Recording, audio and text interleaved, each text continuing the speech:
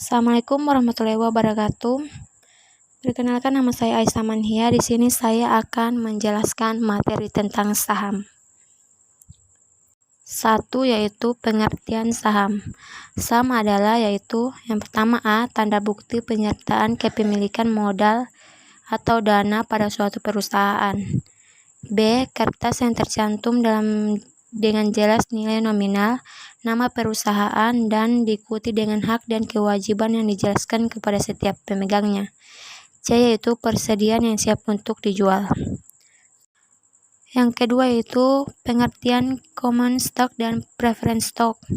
Common stock atau saham biasa adalah suatu surat berharga yang dijual oleh suatu perusahaan yang menjelaskan nilai nominal, rupiah, dolar, yen, dan sebagainya, di mana pemegangnya diberikan hak untuk mengikuti RUPS atau Rapat Umum Pemegang Saham, dan RUPS SLB atau Rapat Umum Pemegang Saham Luar Biasa, serta berhak untuk menentukan membeli isu atau penjualan saham biasa terbatas atau tidak yang selanjutnya di akhir tahun akan memperoleh keuntungan dalam bentuk dividen. A. Yaitu preference stock atau saham istimewa. Preference stock atau saham istimewa adalah suatu surat berharga yang dijual oleh suatu perusahaan yang menjelaskan nilai nominal rupiah, dolar, yen, dan sebagainya, di mana pemegang yang akan memperoleh pendapatan tetap dalam bentuk dividen yang akan diterima setiap kuartal atau 3 bulan. Yang ketiga yaitu jenis-jenis saham. A. Yaitu blue chip stock atau saham keunggulan, adalah saham dari perusahaan yang dikenal secara nasional dan memiliki sejarah laba, pertumbuhan, dan manajemen yang berkualitas.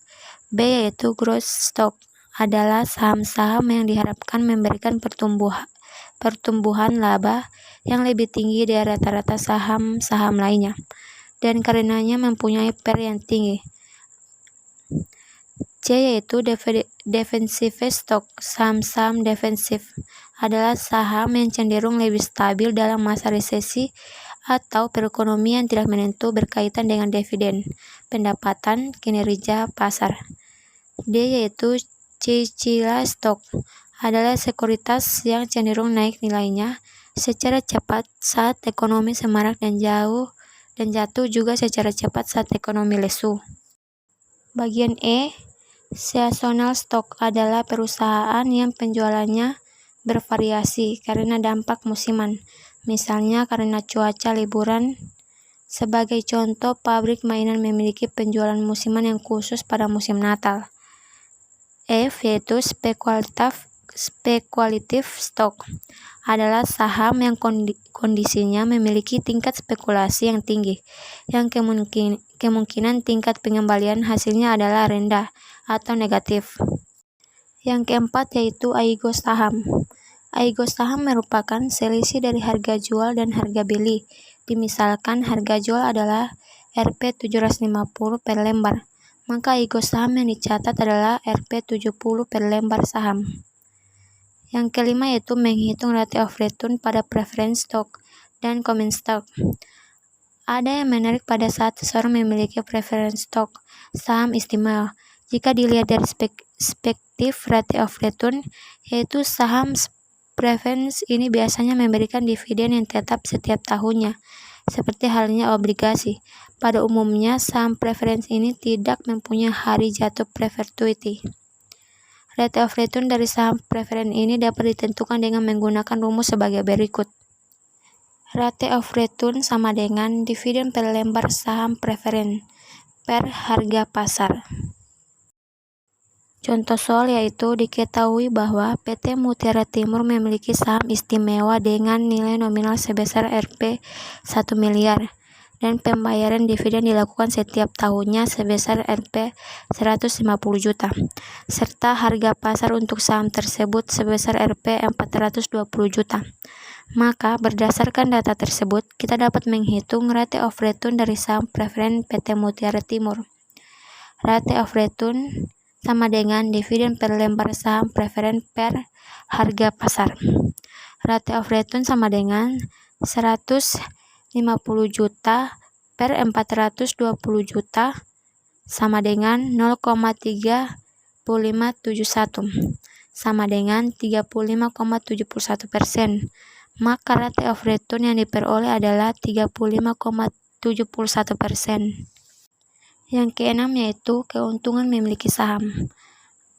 A. Memperoleh capital gain, yaitu keuntungan pada saat saham yang dimiliki tersebut dijual kembali pada. B. Memperoleh capital gain, yaitu keuntungan pada saat saham dimiliki tersebut dijual kembali pada harga yang lebih mahal. C. Memiliki hak suara bagi pemegang saham jenis common stock atau saham biasa, seperti pada RUPS dan RUPS SLB. D. Dalam pengambilan kredit ke perbank, jumlah kepemilikan saham yang dimiliki dapat dijadikan sebagai salah satu pendukung, jaminan atau jaminan tambahan, dengan tujuan untuk membuat lebih yakin pihak penilai kredit dalam melihat kemampuan calon debitur. Rumus yaitu CG per PIT kurang PIT kurang 1 per PIT kurang 1. Keterangan CG yaitu capital gain, PIT sama dengan harga saham akhir periode, PIT kurang 1 sama dengan harga saham akhir periode sebelumnya. Ketujuh yaitu pelaku pasar saham. Adapun para pelaku di pasar saham di samping perusahaan yang bersangkutan juga terus melibatkan pihak lainnya, yaitu A. Emitmen, yaitu perusahaan yang terlibat dalam menjual sahamnya di pasar modal. B. Underwriter atau pinjaman, yaitu yang menjamin perusahaan tersebut dalam menjual sahamnya di pasar modal. C. Broker atau pialang. Adapun pengertian broker, R.J. South menjelaskan broker adalah perantara antara membeli dengan penjual sekuritas. Yang kedelapan yang itu menghitung keuntungan yang diharapkan dari saham. Adapun rumus untuk menghitung keuntungan yang diharapkan dari saham adalah R sama dengan D1 per PO tambah P1 kurang PO per PO. Keterangan R sama dengan keuntungan yang diharapkan dari saham, D1 sama dengan dividen tahun 1, PO sama dengan harga beli, P1 sama dengan harga jual. Contoh soal yaitu manajer keuangan PT Balaputra Dewa melakukan analisis keuangan pada perusahaannya bahwa dividen tahun 1 yang diperoleh sebesar Rp 5.000. Adapun harga beli dan harga jual masing-masing adalah sebesar 250 dan 270. Maka kita dapat menghitung keuntungan yang diharapkan dari saham tersebut adalah dengan cara R sama dengan D1 per PO tambah P1 kurang PO per PO. R sama dengan 5.000 per 250 tambah 270 tambah kurang 250 per 250. R sama dengan 20 tambah 0,80. R sama dengan 20,80. Sehingga kita memperoleh hasil untuk keuntungan yang diharapkan dari saham tersebut adalah Rp 20,08. 9 yaitu menghitung nilai buku per lembar saham. Adapun rumus untuk menghitung nilai buku per lembar saham adalah NBP sama dengan TE per JSB. Keterangan NBP sama dengan nilai buku per lembar saham. TE adalah total ekuitas, JSB adalah jumlah saham yang beredar.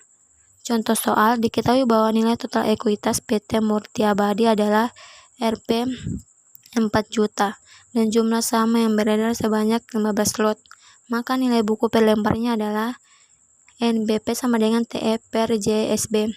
NBP sama dengan 4 juta per 7,500. NBP sama dengan 533 juta 33.033 rupiah. Maka nilai buku per lembarnya adalah 533 juta 333.033 rupiah. 10 yaitu menghitung pembayaran dividen yang tidak teratur. Dalam kondisi tertentu, perusahaan kadang kala melakukan pembayaran dividen yang tidak teratur setiap waktunya, dan itu terjadi bukan disengaja, namun tentunya didasarkan dengan berbagai alasan. Adapun rumus untuk menghitung pembayaran dividen yang tidak teratur adalah PO sama dengan D per dalam kurung 1 tambah K per tambah K balas kurung pangkat 1 tambah D per dalam kurung 1 tambah K pangkat 2 tambah titik-titik tambah D tak hingga dalam kurung 1 tambah K tak hingga. Keterangan PO sama dengan nilai instruksi saham, D sama dengan dividen, K sama dengan tingkat diskonto. Contoh soal, sebuah perusahaan membayar dividen selama 8 periode sebagai berikut. Periode KT 1 DT 1 sama dengan Rp 30, periode kedua sama Rp 20, periode ketiga Rp 23, periode keempat Rp 30, periode kelima DT sama dengan 26, periode ke-6 yaitu DT sama dengan 28, periode ke-7 yaitu DT sama dengan 30, dan periode ke-8 sama dengan Rp 34. Dan dimaksimalkan tingkat diskontonya adalah konstan yaitu 5% setiap periodenya. Maka kita dapat menghitung nilai intrinsik saham tersebut berdasarkan rumus di atas. PO sama dengan 30 per dalam kurung 1 tambah 0,05 pangkat 1 tambah 20 dalam kurung 1 tambah 0,05 balas kurung pangkat 2 tambah 23 per dalam kurung 1 tambah 0,05 balas kurung pangkat 3 tambah 30 dalam kurung 1 tambah 0,05 balas kurung pangkat 4 tambah 26 per dalam kurung 1 tambah 0,05 balas kurung pangkat 5 tambah 28 per dalam kurung 1 tambah 0,05 dalam kurung pangkat 6 tambah 30 per dalam kurung 1 tambah 0,05 pangkat 7 tambah 34 per dalam kurung 1 tambah 0,05 pangkat 8. P sama dengan 176,86000468. Maka nilai intrinsik saham per lembarnya adalah 176,86000468. Selanjutnya yaitu yang ke-11, earning per share atau EPS. Earning per share atau pendapatan per lembar saham adalah bentuk pemberian keuntungan yang diberikan kepada para pemegang saham dari setiap lembar saham yang dimiliki. Adapun rumus earning per share adalah EPS sama dengan EAT per JSB. Keterangan EPS adalah earnings per share. EAT earning after tax atau pendapatan setelah pajak. JSB adalah jumlah saham yang beredar. Contoh soal. PT Maharani Utama mencatatkan pada tahun 2007 memperoleh earning after tax sebesar 200.000 dan 200 rata-rata tertimbang saham biasa yang beredar. Maka berdasarkan rumus di atas kita dapat menghitung EPS sebagai berikut. EPS sama dengan 200 juta per 200, EPS sama dengan 1.000. Maka EPS PT Maharani Utama adalah Rp 1.000 per lembar saham. 12 yaitu Price Earning Ratio atau PER. Bagi para investor, semakin tinggi Price Earnings Ratio, maka pertumbuhan laba yang diharapkan juga akan mengalami kenaikan.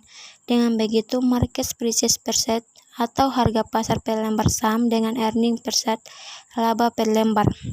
Adapun rumus Price Earning Ratio adalah keterangan PER sama dengan Price Earning Ratio, MPS sama dengan Market Price per share, EPS sama dengan Earning per share. Contoh soal, PT Lengkung Pasifik menginginkan pada saat melakukan go publik memperoleh harga pasar per lembar sahamnya adalah Rp 12.000 dan mengharapkan laba per lembar sahamnya adalah sebesar 315. Maka berdasarkan rumus di atas kita dapat menghitung price earning ratio-nya adalah sebagai berikut. PER sama dengan 12.000 per 315 315 per sama dengan 38. Maka purchase earning return yang diperoleh adalah 38 kali. 13 yaitu menghitung return on investment (ROI). Return of investment atau ROI atau pengembalian investasi. Di beberapa referensi lainnya, relasi ini juga ditulis dengan return on total asset atau ROA. Adapun rumus return on investment ROA adalah earning after tax (EAT) per total asset. Keterangan earning after tax atau EAT sama dengan laba setelah pajak. Total aset adalah total aktifal. Contoh soal. Berdasarkan data pada neraca dan laporan laba rugi PT Jayabaya Utara, terlihat bahwa EAT perusahaan adalah berjumlah Rp720 dan total aset adalah Rp8.000. Maka kita dapat menghitung return of investment perusahaan tersebut sebagai berikut. ROI sama dengan 720 per 8.000. ROI sama dengan 0,09. Maka return of investment dari PT Jayabaya Utara adalah 0,09.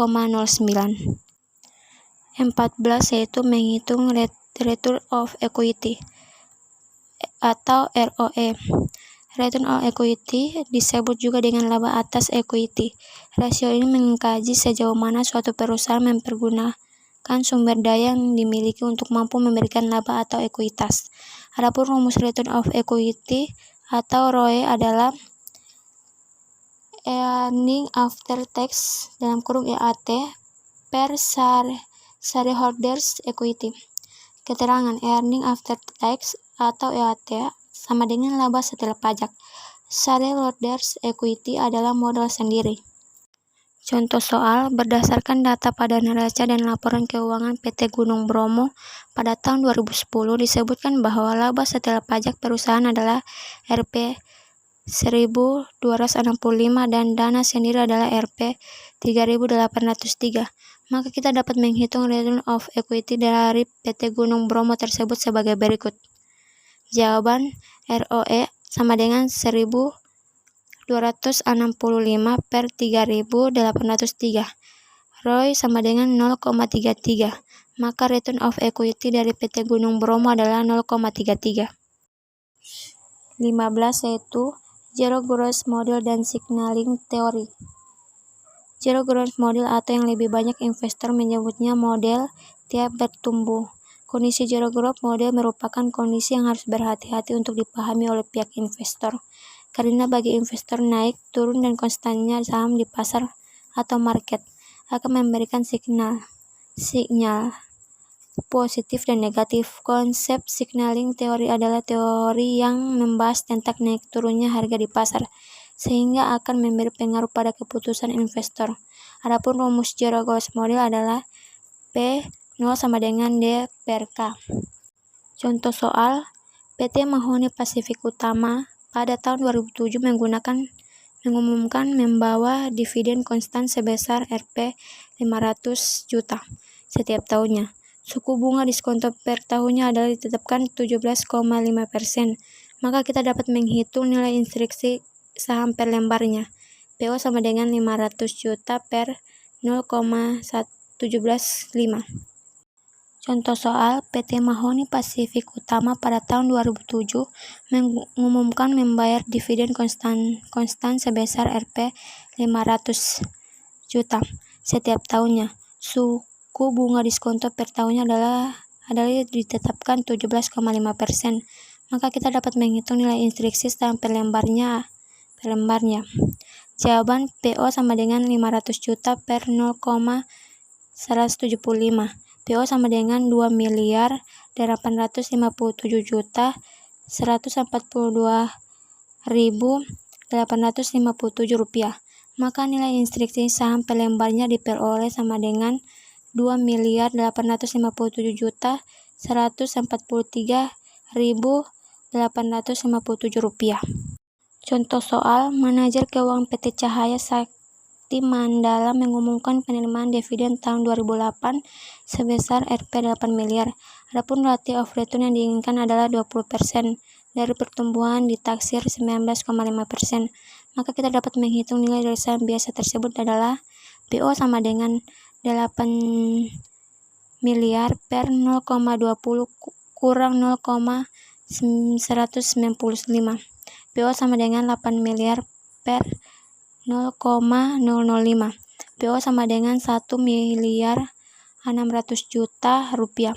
Maka nilai dari saham biasa tersebut adalah 1 miliar 600 juta. Selanjutnya itu stock split dan perhitungannya. Menurut Hendy M. Fakhruddin, stock split atau pemecahan saham adalah pemecahan nilai nominal saham menjadi nominal yang lebih kecil. Misalnya dari nilai nominal Rp 1000 per saham menjadi Rp 500 per saham, menjadi Rp 100 per saham. Itulah materi tentang saham.